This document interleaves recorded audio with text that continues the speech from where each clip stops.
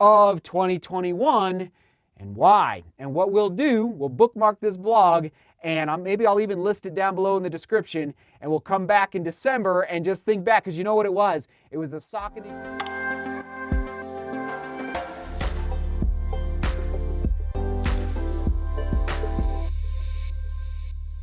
Happy Sunday, here we go into the studio. Correct me if I'm wrong, everyone. In the last 2 weeks of videos publishing on this channel, I don't believe we've done a single running shoe review.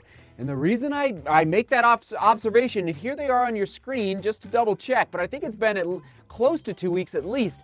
I make that observation because almost every day I am being fed by the algorithm from YouTube new running YouTube channels. It's unbelievable. The growth in the running YouTuber space is going. It's not slowing down. It's picking up. Like it's exponentially on the graph, going up and up and up, which is exciting. It means there's more content out there for us all to watch, to find in the different niches within the long distance running space specifically. So I point that out about this channel having not published a running shoe review in 2 weeks, just to show, and I don't want to say prove, but just to show that you don't have to do running shoe reviews to have a channel on YouTube, okay? But here we are. This is the studio, in case you're new, that's where the name comes from, where we do, yes, running shoe reviews. And why wait any longer? Yes, a brand new running shoe on the scene.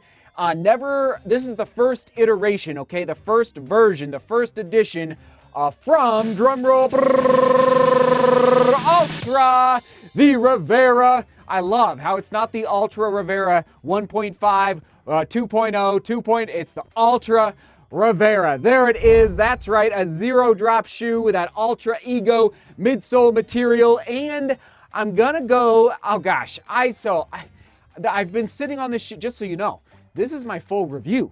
This is not my first impression. Yes, here it is on your screen. We've already gone past 50. And if you are new to the channel, just so you know, every full review, and this is a little note, if you're watching other people out there do running shoe reviews, make sure you listen for how many miles or kilometers they put into the shoe. Because sometimes I just wonder if they're putting enough mileage volume into a shoe to really get to know the shoe. So that is why I try to always remember to tell you, okay, I've done 53 miles, which is my baseline, 50 miles for a full review. Here you go. I read 20, now it's such a brand new shoe. There's not much great information out there right now as far as the stats. At one point I read 26, but I don't think that's accurate. 26 millimeters in the heel, 26 millimeters in the forefoot for that stack height. To my eyeball, it's looking closer to like 22, maybe even 20, all right? And yes, somebody on the Facebook group a couple days ago, sorry I don't remember your name, but he pointed out that he's hearing rumblings on the interwebs that this is a cross between the Escalante and the Torin, all right? So that's kind of, if you're an Ultra fan and you understand that jargon, a cross, and I'm gonna basically agree, okay? A cross between the Escalante and the Torin, okay? So it is a road. Let's do the twist test. Oh yeah, it's a twisting. Oh, it's a twisting. I'm gonna go medium stack height. And for the weight, let's just confirm. I believe we're looking at 7.9 in my size. There it is, 7.94-ish in my size, or 226 grams. And I was unable to find women's size 8 or men's size 9. It is a mesh upper, very breathable, more than I expected actually. And in fact, my toes, it's winter here in Colorado, my toes did get a little chilly on one of the runs when I didn't wear thick socks. So take note of that. Solid lockdown, but not, solid lockdown, but nothing to write home about, you know, standard score, not a gusseted tongue. Let me just confirm here. So the tongue is not connected to the, when I say gusseted, that means the tongue of the shoe is not connected to the inner wall inside the shoe, all right, with a little extra piece of material. So it's just floating around in there. Overall, let's do this test, all right, through the heel counter. It's got a nice overlay, but it is actually very flexible. It's not a Skechers heel counter, but it's not rigid at all right? It's not stout by any means. Overall, pleased with the upper, but again, Nothing to write home about.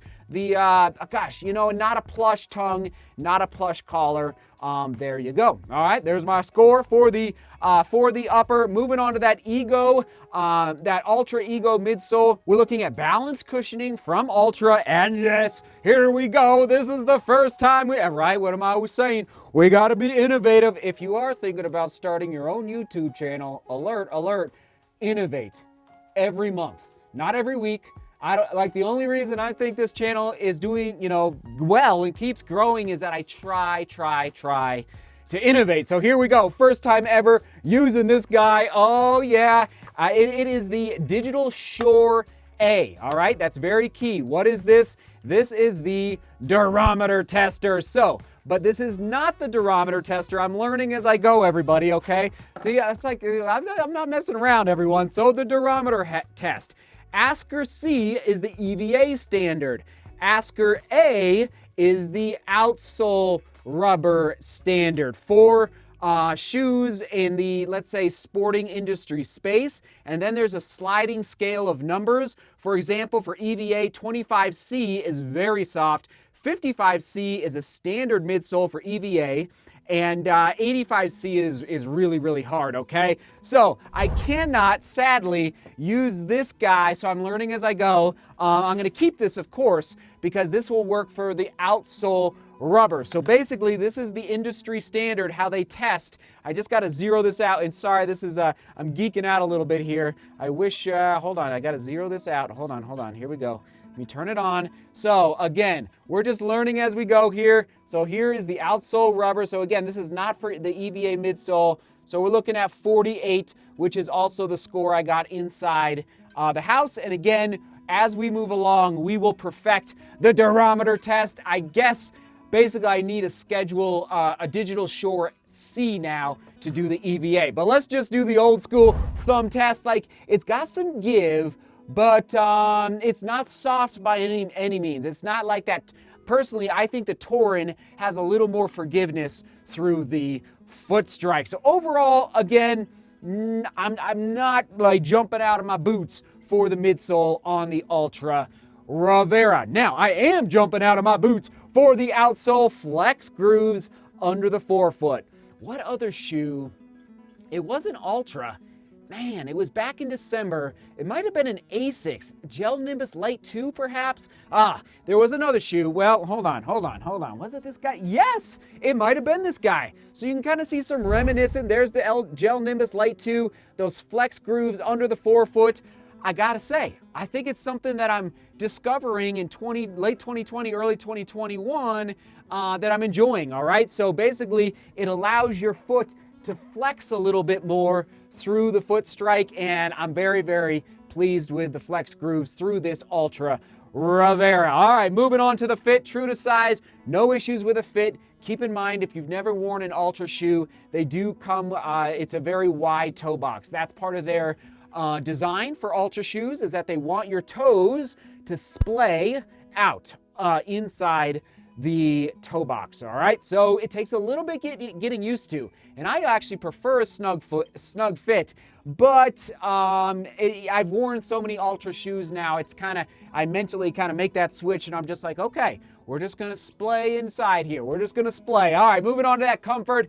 Not the greatest comfort score. Again, if you want a screaming comfortable shoe, I would say don't buy the Ultra Rivera, meaning very plush upper that just kind of squishes on top of your foot when you're lacing up and wrenching down those laces. And again, not an incredibly comfortable foot strike. It's not bad, but it's just not screaming. It's not like the Ultra Torin 4.5 plush. I'll put it out there right now. Positive is the flex grooves. Drawback is the stack height.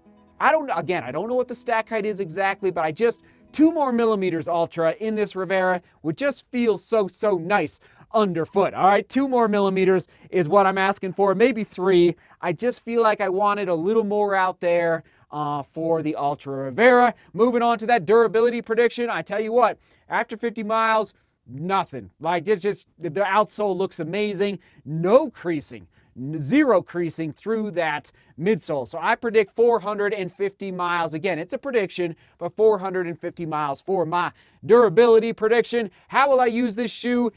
Classic daily trainer, just a classic daily trainer, all right? Not a tempo day, not even an easy day, because for easy days, everyone, I prefer a shoe with a little more midsole cushion and frankly a softer durometer. All right, there you go. Who's the best for? Well, zero drop and somebody that is looking for a shoe that is nimble underfoot. Those flex grooves. Oh yeah, I forgot to mention. These flex grooves forced me in a good way to focus on my foot strike. And I am striving and frankly getting better at forefoot striking, and I love it. And I tell you what, it was fun to just be forefoot out there. And just because of the flex grooves, because of the zero drop, I just had to really focus on my runs, on my foot strike. And it was awesome. And I felt strong and in control of my overall biomechanics. And that was exciting. So anyway, that's who it's best for. Price point, $130. And I'm not disappointed, but I am gonna get a little more testy, I'll say, in 2021 with pricing.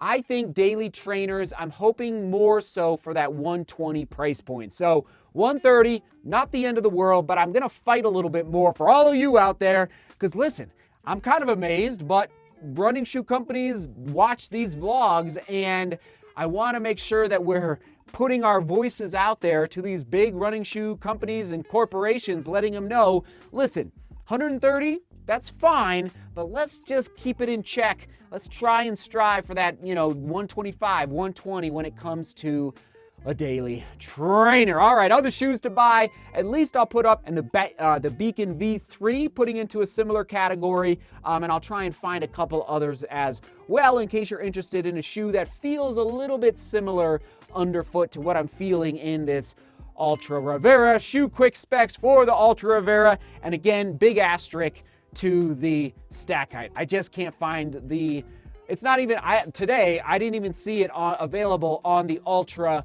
website yet, Ultra Rivera, but it is available for pre-order from Running Warehouse, okay? So it is available right now from Running Warehouse. Full review score. I'll just confirm, but I believe it was 7.7 out of 10. Not too shabby, all right, and kind of, standard score. 7.7 is right in that range, 7.5 to 7.7, pretty standard score for me here in the studio. All right, question of the day. What has been your first running shoe purchase of 2021 and why? And what we'll do, we'll bookmark this vlog, and maybe I'll even list it down below in the description, and we'll come back in December and just think back, because you know what it was? It was a Saucony Kinvara 11 for me 12 months ago that I tested first for all of you here in the studio. So now it's the Ultra Rivera. This is going down as shoe number 1, and let it begin, all right? Oh man, it's